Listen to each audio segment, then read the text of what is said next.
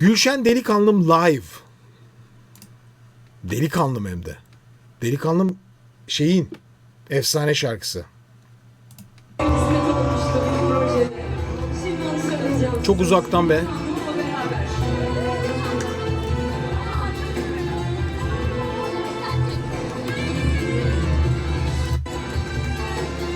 Yıllar önce Gülşen analizi yapmıştık, hatırlar mısınız? Çok çok. Arkadaşlar hocam yayıncı değil diyor. Tamam Keremcan, süper.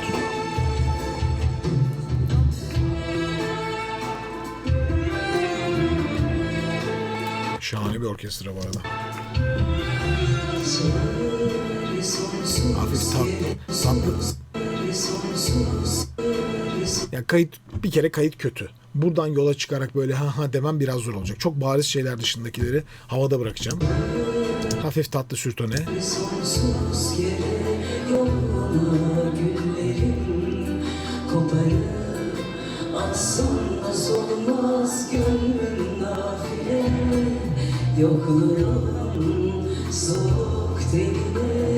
Şimdi yıllar önce izlediğim Gülşen Canlı'da şöyle bir şey vardı. Gülşen tiz seslere geldikçe geri çekiliyordu. Böyle bir tedirginlik ve gerilim yaşıyordu.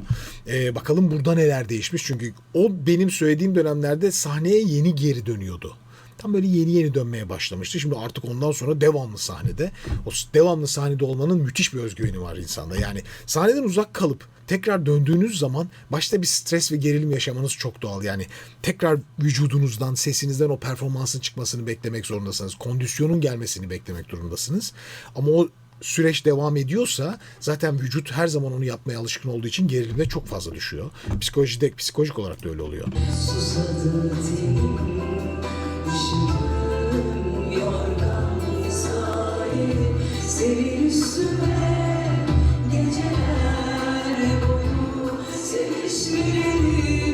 Bitmesin, gölgesi düşsün saçlarına, aşk ateşini sakınıp sakla güneşimi. İyi karar.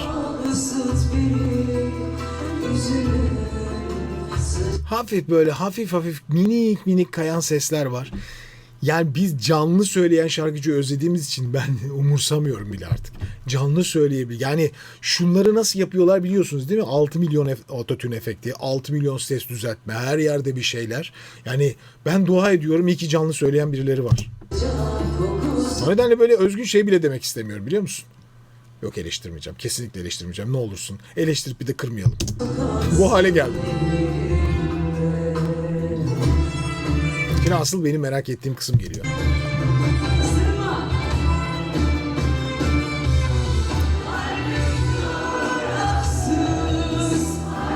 Bıraktı. 30 saniye. Şimdi U'yu açarak söylüyor bakın. Gibi A'ya benzeterek ve mükemmel doğru tabii ki. Rak düşük kalıyor sonra. Problem değil. Sonra seyirciye bırakıyor. Gene bırakıyor. Temiz.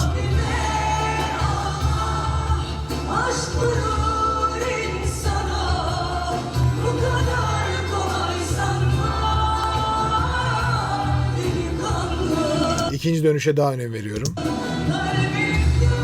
Hafif.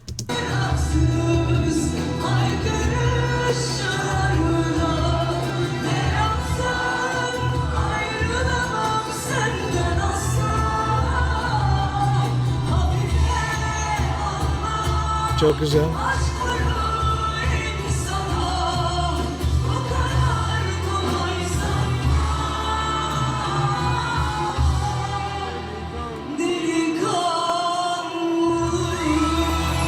Şimdi şöyle bir şey var. Böyle bir büyük orkestra arkanızda çalıyor. Yani gürültü var, tamam. Gülşen'in o çok önceden izlediğim şeyinde çok tedirginliği vardı. Yani mikrofonun hep hatırlarsınız şu hareket vardı o mikrofon olayında. Şunu yapıyordu. Tize her geldiğinde mikrofonu geriye atıyordu. Hepsini de uzaklaştırıyordu. Hatırlıyor musunuz bunu? Raksız. Önce sesi ararken burada bulunuyor. Şimdi onu bırakmış tabii ki. İşte o özgüven bu.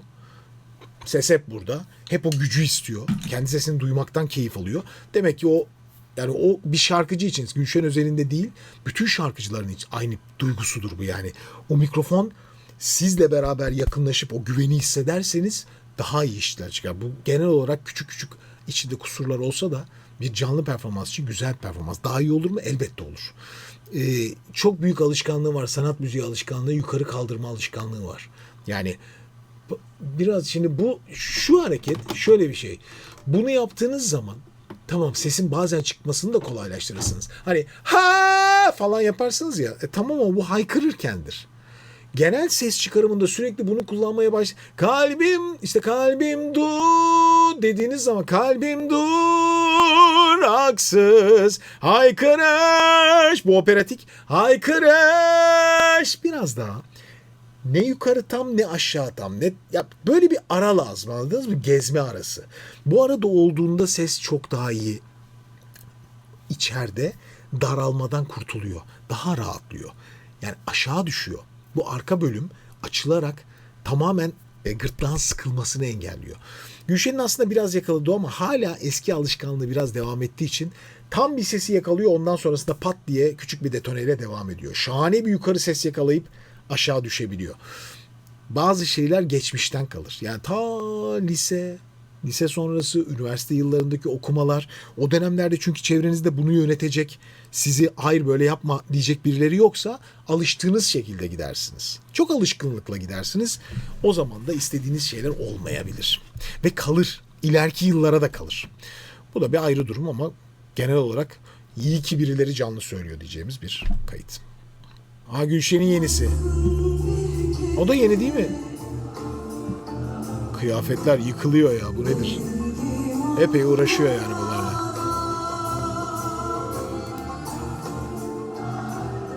Ya kimsenin aklına gelmez böyle bir kıyafet ya. Hakikaten uçuk ama güzel. Saç tasarımına kadar bence çok hoş. Yani şu küpeler falan filan ilginç, böyle bir sanat eseri olarak duruyor yani sahnede. Bu da farklı bir kafa yani. Olabilir mi? Olur. Yani böyle şey değil yani en azından. Hani bakarsın böyle de yapmış ama bu ne abi falan diyeceğim bir durum yok. Güzel bir görüntü. Renkler çok hoş.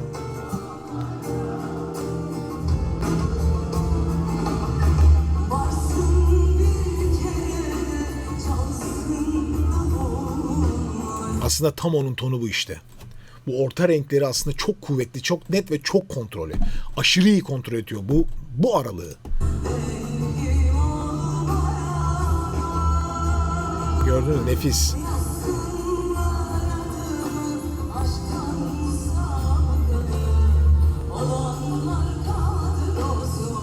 Tertemiz. Tertemiz. Orada gene birilerine bir şey söyle. Hayır girmeyin diyor. Gene de olmadı istediği. Kadın bariton değil yani. Kadından bariton olmaz. Şu an böyle Gülşen'in zaten rengi geçmişti, daha gençlik yıllarında daha soprano karakteri biraz daha yakındı. O inanılmaz hani gel çaremler. Şimdi biraz daha altık mezzo renge doğru. Ama normal, yaşla beraber tabii ki normal.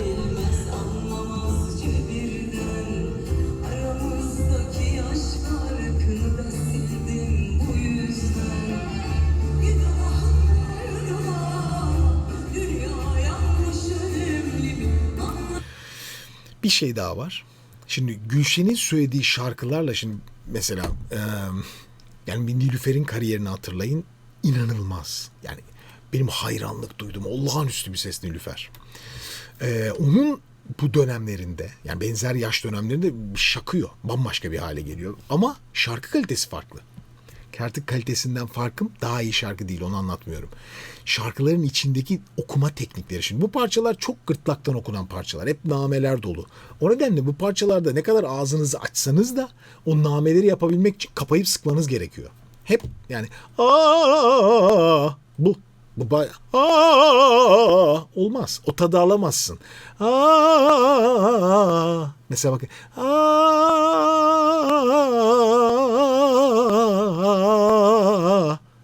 Kapalı ağzın duyum zevki var. Aa! Gördün mü? Ne oluyor, ne bağırıyorsun? Levent Yüksel. Aa!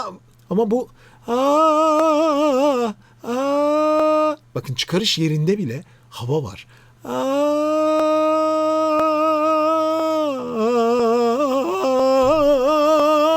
O nedenle bu bölgenin çok temiz olması gerekiyor. Bu sıkılıkta da her şey başınıza gelebilir. Çok iyi giderken bir anda tökezleyebilirsiniz. Çünkü bu bölgenin hep mükemmel halde olması lazım. Falan filan. Atmak imkansız güzelliğini Yani namelere bakın. Ama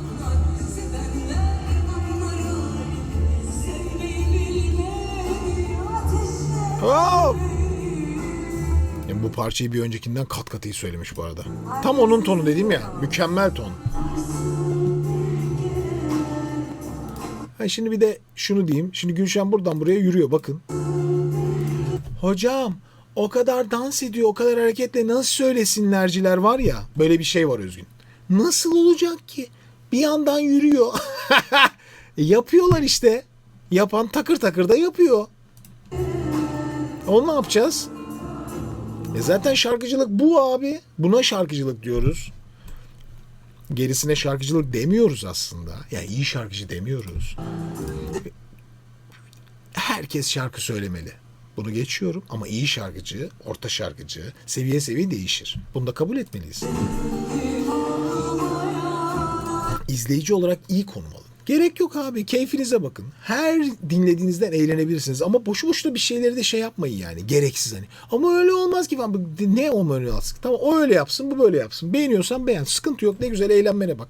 Ama laf atma. Kimseye laf atma. İyi işini iyi yapanla yapmayan arasında fark vardır.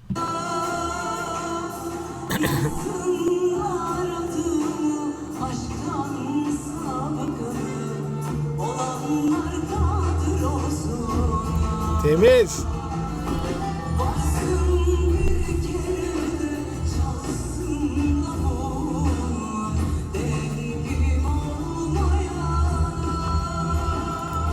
Oo, eski tip sanat müziği.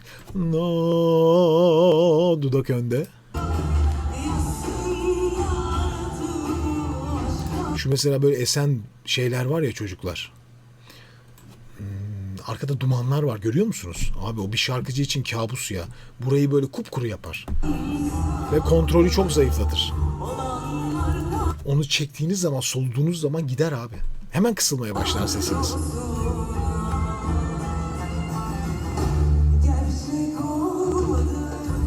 Çok güzelmiş. Tebrik ediyorum.